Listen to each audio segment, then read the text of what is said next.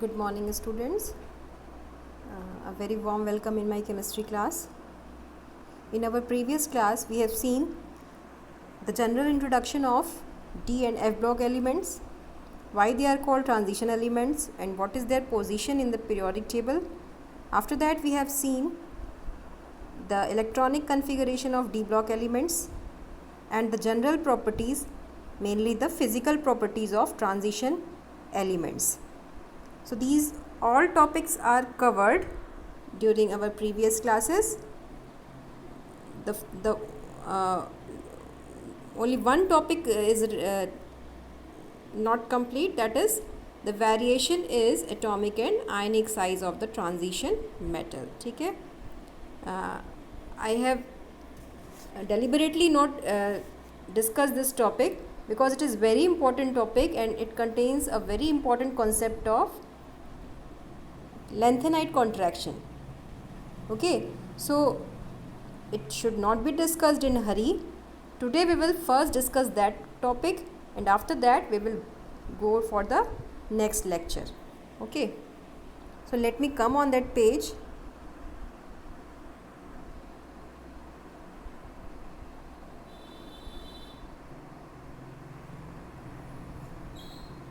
We have discussed the heat of atomization or enthalpy of atomization of transition elements. So today we have to see the variation in atomic and ionic size of transition metals. ठीक है students, हम लोग सभी लोग जानते हैं, we all know that in a period what happened when we move from left to right there is always decrease in size, atomic और ionic. किसी की भी बात करें, atomic size की बात करें, ionic size की बात करें और किसी भी ग्रुप की बात करें या किसी भी पीरियड की बात करें, हम जब लेफ़्ट टू राइट मूव करते हैं किसी भी पीरियड में, so there is always decrease in radius और डिक्रीज़ इन आयनिक और एटॉमिक साइज़. ठीक है, तो यहाँ भी डिक्रीज़ होगा चाहे हम 3D 4D 5D किसी की भी बात करें. ठीक है, there is always decrease in atomic size. जैसे देखिए आप यहाँ पे ये ग्राफ भी बना हुआ है. This is for 3D series and the middle one is for 4D and the last one is for 5D series. ठीक है, तो अब आप 3D सीरीज़ में देखिए लगातार क्या हो रहा है. Ionic radii from scandium to zinc, what is happening, the size is regularly decreases. ठीक है, आप देख रहे हो ना ये कहाँ से हाई से लो हो रहा है. तीनों ही सीरीज़ में इट इज़ कॉन्टिन्यूसली डिक्रीजिंग. ठीक है,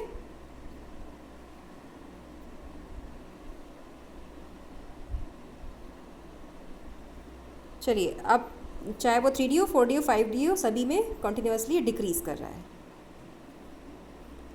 और क्या हो सकता है, अभी हमने 3D 4D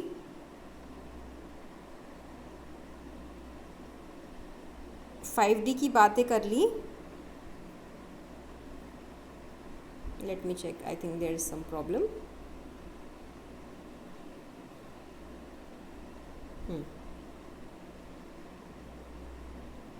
Okay, this is 3D and this is 5D and middle one is 4D. ठीक है, atomic size is continuously decreasing. ठीक है, हम लोग देख सकते हैं इन अ पीरियड. लेकिन अगर हम ग्रुप की बात करें, मतलब अगर हम आप टॉप टू बॉटम देखें किसी भी ग्रुप में, चाहे वो 3 से लेकर के 12 तक, जहाँ भी देखें हर जगह हमें 3D 4D 5D ऐसे सीरीज़ मिलेगी किसी भी ग्रुप में, है ना. 3D 4D 5D 6D. तो अगर हम इस ट्रेंड को देखें तो ये ट्रेंड याद करने वाली बात है. इसमें क्या याद करने वाली बात है, when we move from 3D to 4D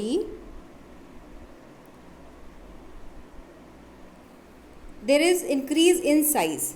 ठीक है, 3D से 4D में जब हम जाते हैं तो आयनिक और एटॉमिक साइज़, 3D से जब 4D में हम नीचे जा रहे हैं तो आयनिक और एटॉमिक साइज़ क्या होता है, बढ़ता है 3D टू 4D तक. ठीक है, लेकिन 4D से जब हम 5D में जाते हैं तो एटॉमिक साइज़ बढ़ता नहीं बल्कि इट इज़ ऑलमोस्ट इक्वल. ठीक है, वाई दिस हैपन, इसके लिए मैंने आपको एक ट्रम्प कार्ड आपको क्लास 11th में ही दिया था. What is that Trump card, that is shielding effect. Shielding effect क्या होता है? The inner orbital electrons creating disturbances in the attraction force of the outer valence electron from the nucleus. Nucleus से attraction force को कम कर देते हैं inner electrons, ठीक है। अब इसी को हम लोग शील्डिंग इफेक्ट बोलते हैं। ये शील्डिंग सबसे ज़्यादा किसकी होती है? एस की, देन पी की, देन डी की, and after that F. F is having the minimum shielding. अब जब हम 3D से 4D में आ रहे हैं तो there is additional entry of D and D electron, ठीक है। 3D से 4D में आ रहे हैं तो डी इलेक्ट्रॉन कुछ ऐड हो रहे हैं, लेकिन अगर हम 4D से 5D में आ रहे हैं there is also the entry of 4f electron, ठीक है। तो 4f इलेक्ट्रॉन की भी एंट्री हो जा रही है, मतलब f ऑर्बिटल भी के इलेक्ट्रॉन भी आ जा रहे हैं, ठीक है। And we know the shielding of f electron is very less. Shielding कम तो अट्रैक्शन फोर्स ज़्यादा, ठीक है। शील्डिंग ज़्यादा तो अट्रैक्शन फोर्स कम। लेकिन अभी यहाँ f इलेक्ट्रॉन डी इलेक्ट्रॉन बढ़ते चले जा रहे हैं 3D से 4D के बाद 4D से 5D में आने में, तो डी इलेक्ट्रॉन और f इलेक्ट्रॉन के बढ़ने से शील्डिंग क्या हो जाएगी? कम हो जाएगी, because they have poor shielding. तो डी और f की शील्डिंग पुअर होने से अट्रैक्शन फोर्स बढ़ जाएगा। अट्रैक्शन फोर्स बढ़ने की वजह से शेल, एडिशनल शेल बढ़ने के बाद भी 4D से 5D में साइज़ नहीं बढ़ पाएगा, बल्कि 4D और 5D has almost equal size, ठीक है। And this phenomenon is called lanthanide contraction. इसी को हम लोग बोलते हैं लेंथेनाइट कॉन्ट्रैक्शन। क्या बोलते हैं? Because there is contraction in the atomic radius. बढ़ना चाहिए था ऊपर से नीचे, लेकिन 4D और 5D सीरीज़ की जो एटॉमिक साइज है that is almost equal. Why this happened? This is because of lanthanide contraction. तो लेंथेनाइट कॉन्ट्रैक्शन क्या है? The shielding of 4f and 4D electron is very much less, so the attraction force increases and it causes decrease in size. तो size छोटा हो जाएगा, तो इसी को हम लोग बोलते हैं लेंथेनाइट कॉन्ट्रैक्शन। कॉन्ट्रैक्शन वर्ड इसीलिए हुआ क्योंकि साइज स्क्वीज हुआ, ठीक है, because of increase in attraction forces, ठीक है। ये लेंथेनाइट सीरीज़ की भी बात हो रही है। लेंथेनाइट इसी में है ना, इसी ग्रुप में देखिए आप, लेंथेनाइट ये है ना 5D सीरीज़ में। तो 5D में लेंथेनाइट होने की वजह से क्या होगा फिर? इस वजह से इसको लेंथेनाइट कॉन्ट्रैक्शन बोलते हैं, ठीक है। और इसी की वजह से आप देखो यहाँ पे यट्रियम और लेंथेनम के बाद इधर अगला एलिमेंट है जर्कोनियम और हॉफनियम, ठीक है। 4D में जर्कोनियम और 5D में hafnium, they almost have equal size, ठीक है। जर्कोनियम और हॉफनियम का साइज़ ऑलमोस्ट क्या होता है? इक्वल होता है। ये क्वेश्चन बहुत ही फेवरेट क्वेश्चन है बोर्ड एग्जाम में या कहीं भी किसी कंपटीशन में। What is the reason behind the same size और similar size of zirconium and hafnium? This is lanthanide contraction. तो ये था ना इंपॉर्टेंट कॉन्सेप्ट, और थोड़ा लेंदी भी था, इसलिए मैंने इसको जल्दबाजी में नहीं कंप्लीट किया। अभी मुझे लगता है आपको लेंथेनाइट कॉन्ट्रैक्शन समझ में आ गया होगा। इसका एग्जाम्पल भी अगर आपको कहीं देने को मिले तो आप जर्कोनियम और हॉफनियम का एग्जाम्पल दे सकते हो। They almost have similar size. होना क्या चाहिए था? The size should increase from zirconium to hafnium, ठीक है, लेकिन इंक्रीज नहीं हुआ। This is because of poor shielding of D and F electrons, and poor shielding causes increase in increase in ionization enthalpy कहिए चाहे increase in attraction force, and that's why there is contraction in size which is called lengthenite contraction, ठीक है। चलिए अब हम लोग next topic की तरफ बढ़ते हैं, मतलब नेक्स्ट लेक्चर की तरफ बढ़ते हैं। So I have to open the second PDF of this chapter. तो वहाँ हम लोग क्या देखेंगे? Let me move there. तो आई एम क्लोजिंग दिस, ठीक है। आपको इसमें लेंथेनाइट कॉन्ट्रैक्शन लिखना है, ठीक है। एटॉमिक रेडियाई का ट्रेंड लिखना है in period and in group also, ठीक है। तो दोनों ट्रेंड लिखने हैं। लेंथेनाइट कॉन्ट्रैक्शन को बहुत अच्छे से लिखना है। इसके एग्जाम्पल में जर्कोनियम हॉफनियम के बारे में भी लिखना है, ठीक है, आज के लेक्चर में। अब आगे बढ़ते हैं हम लोग।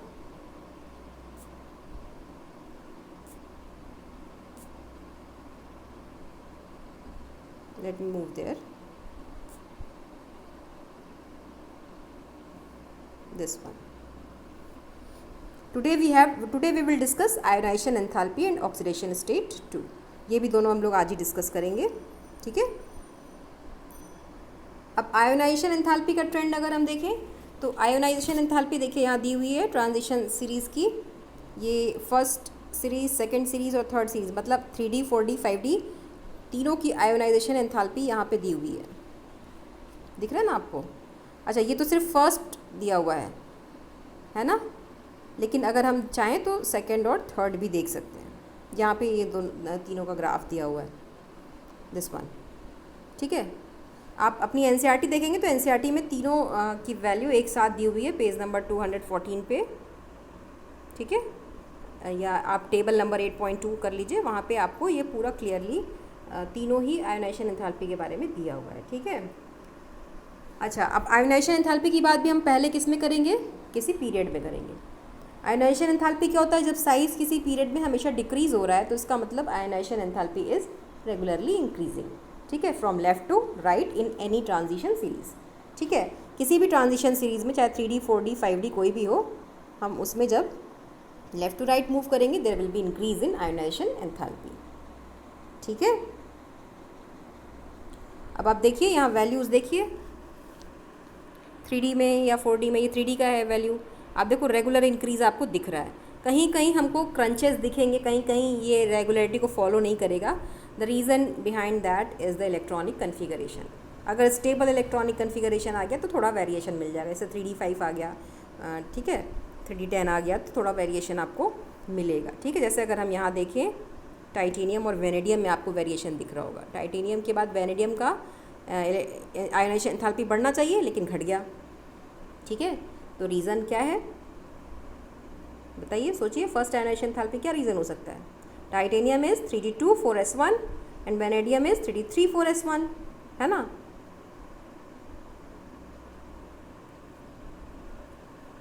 तो थोड़ा सा ये small difference first ionization enthalpy में क्यों दिख रहा है?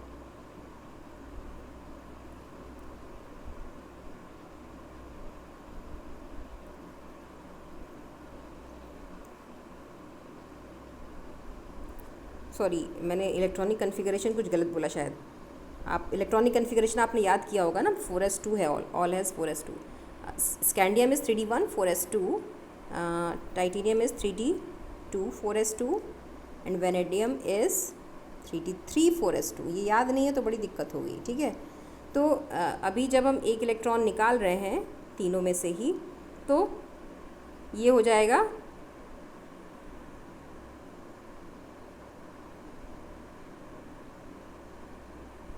ये एस से ही पहले इलेक्ट्रॉन निकलता है। ठीक है, तो 1 इलेक्ट्रॉन तीनों में ही एस से निकलेगा। ठीक है, तो there is some crunches at various point. आप अगर हम आयरन और कोबाल्ट को भी देखें तो वहाँ भी हमें क्रंच दिखेगा एक थोड़ा। देखिए यहाँ भी बढ़ना चाहिए लेकिन ये भी यहाँ भी घट रहा है ना। 362 है and it has 762 and cobalt has 758। यहाँ भी आपको डिफरेंस दिख रहा है, तो रीज़न कहीं ना कहीं इलेक्ट्रॉनिक कन्फिगरेशन में ही है।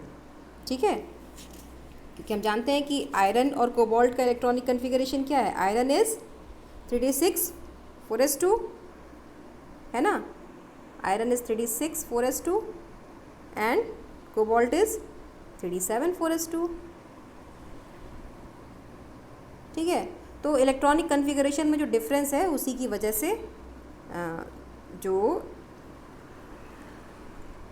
आयोनाइजेशन एंथैल्पी है, there is some crunches, there is some differences which is not following the regular pattern. ठीक है, d block is full of exceptions. कई जगह पे आपको कई तरह के एक्सेप्शन दिखेंगे, पर एक रेगुलर ट्रेंड देखिए, अगर इन दोनों को हम छोड़ दें तो हमें एक रेगुलर ट्रेंड मिलेगा, that is always increasing ionisation enthalpy.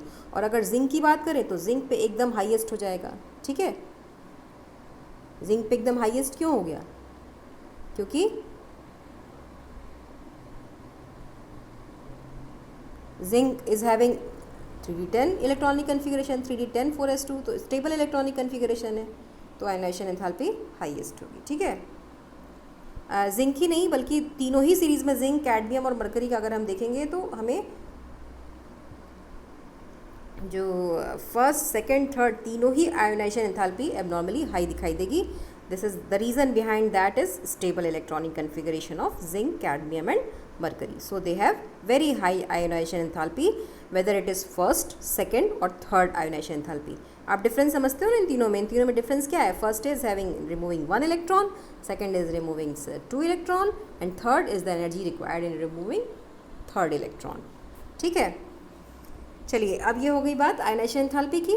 ये तो हमने पीरियड में ट्रेंड देखा। अच्छा, क्रोमियम और कॉपर को अगर हम देखें, इफ़ वी सी, यहाँ सेकेंड आयोनाइजेशन एंथैल्पी का चार्ट है ही नहीं, ये आगे मुझे लगता है होना चाहिए। हाँ, नहीं दिया हुआ है। ठीक है, सेकेंड आयोनाइजेशन एंथैल्पी का चार्ट अगर आप अपनी एनसीईआरटी में देखेंगे तो आप वहाँ देखेंगे कि कॉपर और क्रोमियम, इनकी जो वैल्यूज़ हैं सेकेंड आयोनाइजेशन एंथैल्पी की, वो सेकेंड आयोनाइजेशन एंथैल्पी की मैं बात कर रही हूँ, मतलब 2 इलेक्ट्रॉन रिमूव करना, तो वेरी एबनॉर्मली हाई। क्यों हाई हो जाता है? अट्रैक्शन फोर्स क्यों बढ़ जाता है? क्यों? क्योंकि chromium we know it is 3d5 4s1, electronic configuration याद होना चाहिए, नहीं तो कुछ नहीं कर पाएंगे हम। ठीक है, और कॉपर इज़ 3d10 4s1। तो अब आप देखिए इसमें से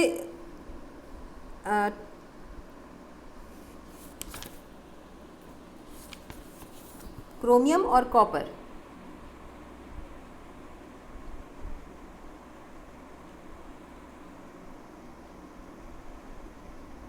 सेकेंड आयोनाइजेशन एंथैल्पी की मैं बात कर रही हूँ। अगर हम इनकी वैल्यूज़ देखें तो सेकेंड आयोनाइजेशन एंथैल्पी क्रोमियम की है 1592 और उसके बाद मैंगनीज़ की हो जाती है 1509।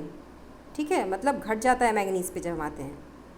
और अगर हम कॉपर की देखें तो कॉपर की एबनॉर्मली हाई हो जाती है, निकल की 1752 है लेकिन कॉपर की 1958 हो जाती है। ठीक है, तो फर्स्ट इलेक्ट्रॉन तो आप आसानी से यहाँ से निकाल लोगे क्योंकि 4s1 है, 4s1 तो आसानी से निकल जाएगा क्योंकि उसके बाद स्टेबल इलेक्ट्रॉनिक कन्फिगरेशन। लेकिन दूसरा इलेक्ट्रॉन निकालने के लिए बहुत मेहनत करनी पड़ेगी because it is having stable electronic configuration. तो 3d5 या 3d10 से इलेक्ट्रॉन निकालना बहुत मुश्किल होगा। That's why they have very high value of second ionization enthalpy in the 3d transition series. ठीक है, तो जब भी कभी भी आयोनाइजेशन एंथैल्पी से, एटॉमिक साइज से कोई भी कंपैरिजन वाला क्वेश्चन आए, please concentrate on the electronic configuration. The reason is already hidden in the electronic configuration. ठीक है, तो ये मुझे लगता है समझ में आ गया होगा।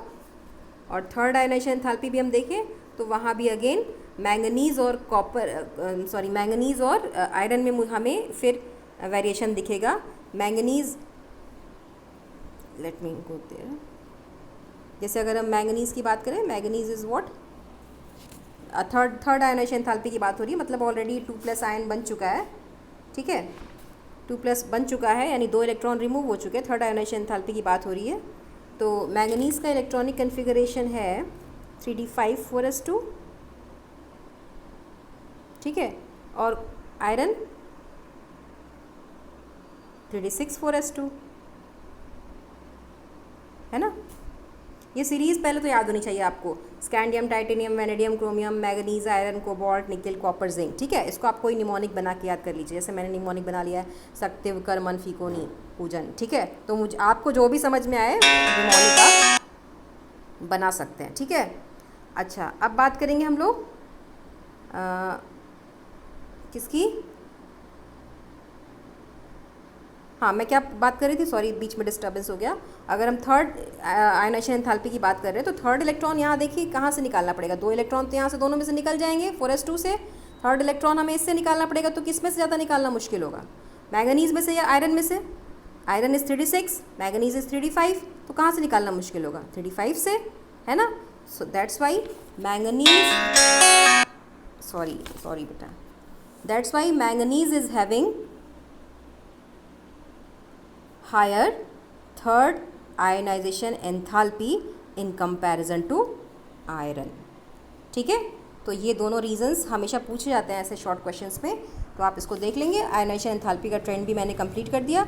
Tomorrow we will discuss oxidation state, आप आयोनाइजेशन एंथैल्पी तक कंप्लीट कर लेंगे। ठीक है, थैंक यू वेरी मच।